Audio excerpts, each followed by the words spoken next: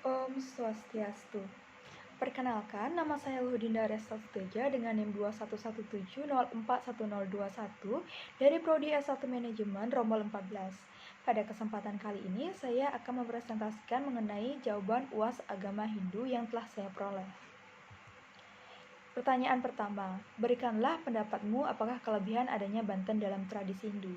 Nah, dalam upacara keagamaan di Bali dibutuhkan sarana dan prasarana upakara yang umum kita kenal dengan sebutan Banten.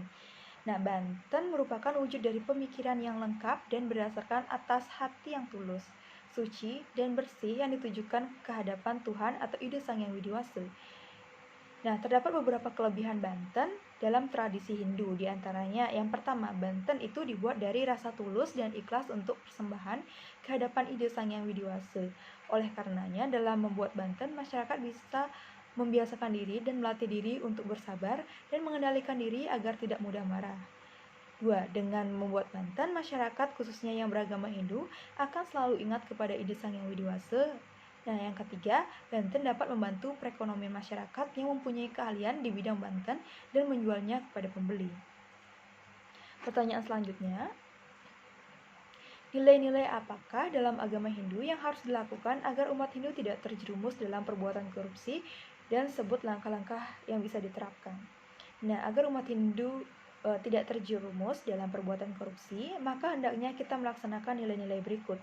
Yang pertama, Trikaya Parisuddha, yang memiliki arti sebagai 3 perbuatan yang disucikan oleh umat Hindu, di mana dalam menghindari perbuatan korupsi, kita harus memiliki pikiran yang baik, manacika, perkataan yang baik, wacika, dan perbuatan yang baik, atau kaika. Yang kedua, Catur Purusha Artha, yang memiliki arti sebagai 4 tujuan hidup yang utama bagi umat Hindu yang patut dijadikan pedoman moral untuk melaksanakan catur asrama, di mana bagi-bagiannya yakni Dharma, Artha, Kama, dan Moksa. Yang ketiga, Pancema, di mana umat Hindu harus menghindari untuk melakukan tindakan korupsi, yang di mana dalam Pancema terdapat pada bagian memaling atau mencuri. Kemudian, yang keempat yakni Sadripu. Manusia harus bisa mengontrol Sadripu yang ada di dalam dirinya, terutama bagian kama atau nafsu yang berlebih terhadap uang dan kekayaan. Lanjut, nomor 3, soalnya, nilai-nilai apakah dalam agama Hindu yang dilanggar dalam bisnis prostitusi online yang lagi marak dan berikan solusinya. Nah, prostitusi merupakan kegiatan yang dilakukan oleh orang-orang berupa tindakan yang tidak baik dalam hal kegiatan seksual. Nah, prostitusi dapat diartikan juga sebagai bentuk dari penyimpangan seksual dengan dorongan seks yang tidak wajar dan tidak berintegrasi dalam bentuk pelampiasan nafsu seksual yang tidak terkendali kepada orang banyak disertai dengan eksploitasi dan komersil seks yang impersonal. Nah, dalam agama Hindu dijelaskan bahwa wanita adalah sosok yang paling dihargai dan diibaratkan susu kehidupan bagi generasi berikutnya. Maka dari itu, mereka yang memperjualbelikan wanita dalam pandangan agama Hindu adalah dosa yang besar. Dalam kasus prostitusi online, nilai-nilai dalam agama Hindu yang dilanggar diantaranya, yang pertama, agama Hindu mengajarkan kita untuk menghormati wanita. Maka dengan adanya prostitusi online, berarti kehormatan seorang wanita tidak dijaga. Yang kedua, tingkatan dalam Hindu. Catur asrama dalam agama Hindu, kita mengenal catur asrama sebagai 4 jenjang kehidupan yang harus dijalani oleh agama Hindu untuk mencapai sebuah kebahagiaan sejati atau moksa. Maka dengan adanya prostitusi itu berarti telah melanggar ajaran catur asrama. Nah, agar terhindar dari bisnis prostitusi ini, maka kita sebagai manusia harus lebih meningkatkan srada dan bakti kepada ide Sang Yang Widiwasa. Kita juga bisa sering mendengarkan dharma wacana dan beryoga atau bermeditasi guna menenangkan pikiran kita dan selalu berpikir positif. Kita harus bisa mengendalikan Sadripu yang ada di dalam diri kita, khususnya bagian kama atau hawa nafsu. Kemudian soal yang nomor 4, nah ketika Anda mengunjungi panti asuhan, nilai-nilai agama Hindu apa yang bisa kita pelajari dan terapkan dan berikan contoh. Nah, ketika mengunjungi panti asuhan, saya mempelajari salah satu nilai agama Hindu yakni Trihitakarana. Nah, Trihitakarana berarti 3 penyebab terciptanya kebahagiaan. Dalam hal ini, saya merasakan dan menerapkan salah satu bagian dari Trihitakarana yakni pawongan, yang berarti hubungan harmonis antara sesama manusia. Dengan mengunjungi panti asuhan, saya merasa simpati dengan kondisi mereka. Bertemu dengan mereka membuat saya lebih bersyukur dengan hidup yang saya jalani saat ini. Nah, saya dengan teman-teman saya memberikan sedikit sumbangan yang mungkin bisa meringankan sedikit beban yang mereka alami dan memberikan senyum di wajah mereka. Dan ada soal nomor 5. Manusia hanya dapat memperoleh ketentraman batin bila ia mempunyai kepercayaan yang teguh kepada Tuhan dan rasa pasrah sepenuhnya. Hanya orang-orang semacam itulah mendapat penghargaan yang tinggi di dunia. Apakah ada hubungan kepasrahan dengan sifat korupsi pada manusia? Jelaskan jawabanmu dan beri contoh. Nah, kepasrahan merupakan kondisi di mana seseorang tidak berusaha mengubah, memprotes, atau keluar dari kondisi yang ia alami. Nah, sedangkan korupsi merupakan tindakan tercela di mana ia menyalahgunakan wewenang dan mengambil barang atau uang demi kepentingan dirinya sendiri. Nah, hubungan kepasrahan dengan sikap korupsi pada manusia tentunya memiliki sebuah kaitan, di mana ketika mereka pasrah dengan harta yang mereka miliki dan tetap menjalin hidup, maka mereka tidak memiliki pemikiran untuk berbuat jahat demi mendapatkan harta benda. Sedangkan ketika seseorang berada di atas dan memiliki kekuasaan dan mereka tidak bisa mengendalikan nafsu akan harta yang mereka miliki, mereka bisa saja memikirkan hal-hal jahat seperti melakukan tindakan korupsi. Nah, contohnya ketika seorang pejabat yang tidak pernah merasa puas akan kekayaan dan harta yang dimilikinya dan melakukan tindakan korupsi, maka jika suatu saat nanti ia tertangkap, kemungkinan ia akan merasa menyesal dan pasrah akan hukuman yang ia terima. Nah, dalam sisi yang lain, tindakan pasrah sepenuhnya memiliki arti lain sebagai keikhlasan seorang manusia terhadap apapun yang diberikan oleh Tuhan untuknya. Jika seseorang tidak pasrah sepenuhnya dengan semua yang dimilikinya, maka ada kemungkinan ia memiliki niatan jahat seperti melakukan korupsi dan mencuri. Kemudian, nomor 6. Nah, dalam konteks pemujaan, manusia hanya akan dapat menyadari kebenaran bila dia memupuk keselarasan dalam pikiran, perkataan, dan perbuatan. Kurangnya keselarasan di antara ketiga hal ini sama saja dengan dusta. Orang semacam itu tidak dapat mencapai kesempurnaan hubungan. Nah, pernyataan itu dengan yoga pranayama yang Anda temukan dalam pengkajian center yoga selama ini.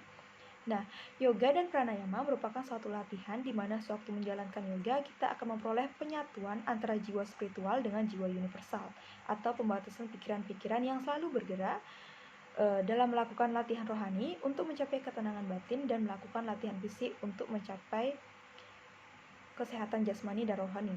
Dalam beryoga, pikiran kita akan dilatih oleh tenang dan selalu berpikir positif sebagai manusia. Kita juga akan dilatih untuk mengatur sadripu yang ada di dalam diri kita melalui jalan meditasi.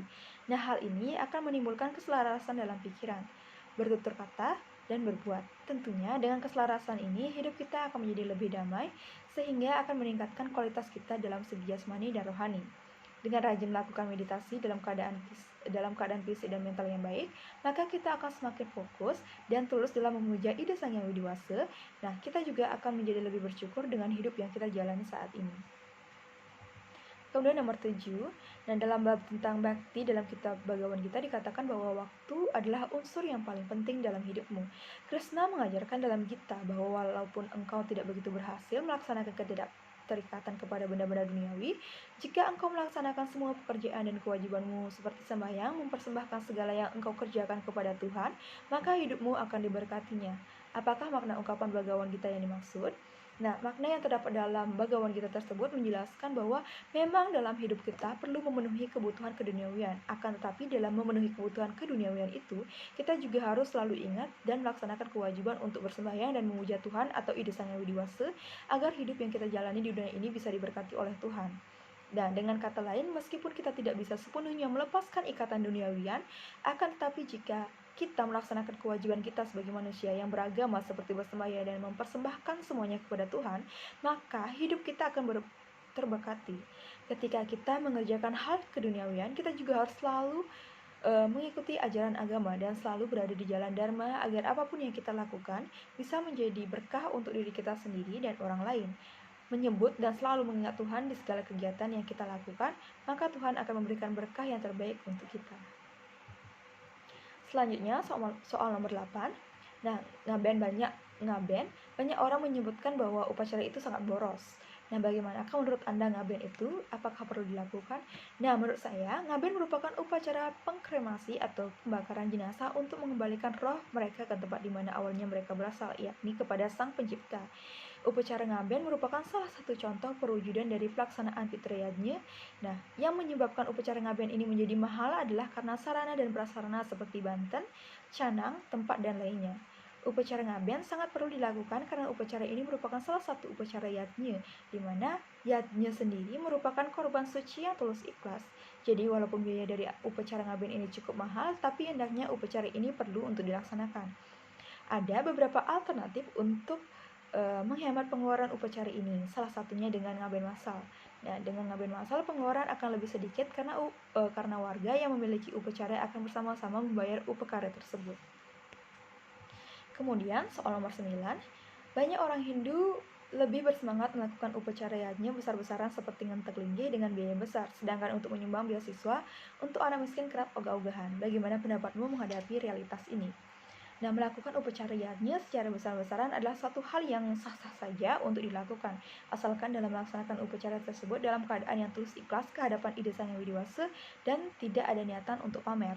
Nah, mungkin masyarakat yang enggan menyumbangkan sedikit rezeki yang mereka miliki untuk anak yang miskin tidak mengetahui bahwa dengan memberikan sedikit rezeki untuk orang lain itu juga sudah disebut dengan beriatnya. Nah, banyak dari masyarakat kita yang menganggap bahwa upacara besar lebih tinggi derajatnya ketimbang membantu sesama manusia. Padahal suatu upacara yang dilakukan secara sederhana tidak akan mengurangi makna dari upacara tersebut. Dan dengan menyumbangkan sedikit harta yang kita miliki sudah ikut serta dalam membantu meringankan beban yang mereka miliki dan memberikan senyum di wajah mereka. Kemudian, nomor 10, Yatra Yogaswara, Krishna Yatra Parto Danundara, Tatra Sir Wijayo, Butir Durpana Nitir Matir, Namah. Artinya, di mana ada Krishna penguasa yoga dan Arjuna yang bersenjata busur perkasa, di sana ada kesejahteraan, kejayaan, kemuliaan, dan moral yang langgeng. Bhagavad Gita 1878 berikan contoh untuk pelaksanaan dalam kehidupan sehari-hari. Nah, contoh pelaksanaan dalam kehidupan sehari-hari adalah berbuat baik kepada sesama manusia. Karena dengan kita berbuat baik, maka hal baik juga akan senantiasa menyertai kehidupan kita. Akan timbul keharmonisan antara sesama manusia, di mana dalam Trihita ini termasuk ke dalam bagian pawongan, yaitu hubungan harmonis antara sesama manusia. Contoh lainnya adalah dengan berpikir positif yang akan berpengaruh kepada tindakan yang kita lakukan. Baik, sekian presentasi yang bisa saya sampaikan. Jika ada salah kata, saya mohon maaf. Saya ucapkan terima kasih. Om Santi Santi Santi Om.